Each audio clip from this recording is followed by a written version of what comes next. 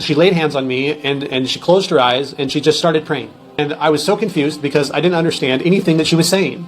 And the more that I listened to her, the more that I realized she's not speaking English. She's speaking something else. It doesn't sound like really anything that I've ever heard before. She's just sort of speaking gibberish, but she's very serious about it.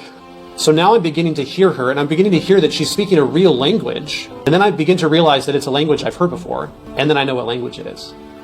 She's speaking Hebrew, modern Hebrew. And I was so shocked because I mean, I know my sister. I know that she's never studied Hebrew before. She can't speak this language. How is she praying in a language that she has never learned before? That does not make sense. And I begin to kind of feel afraid. And then as I feel afraid, I begin to feel a presence in the room that I had never felt before in my life. And it was this mix of like beauty and perfection.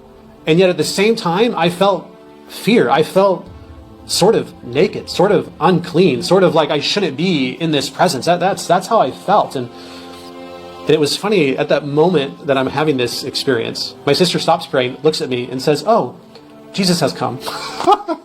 It's like, what? She's like, Jesus is here. He's here in the room. And you are encountering his presence and you don't know what to do and you feel afraid. She was actually describing the way that I was feeling, and I hadn't communicated the way I was feeling. And she says, "Greg, it's okay. He's here because he is the Lord. He loves you. He died for your sin. He is here because he wants to get to know you. He wants to offer you life. He wants to know you. He wants you to believe him. He wants you to surrender everything to him and follow him.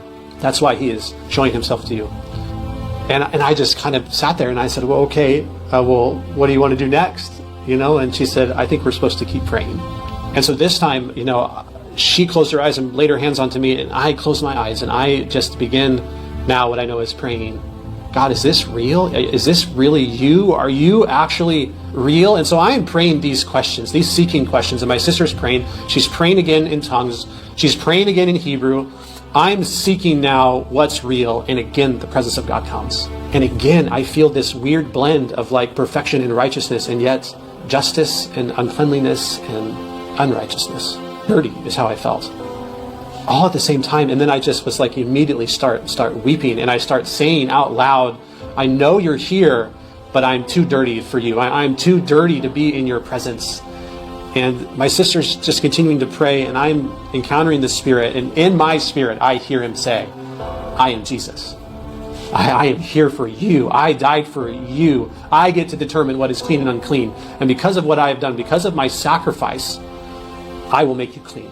You are clean to me if you surrender your life to me."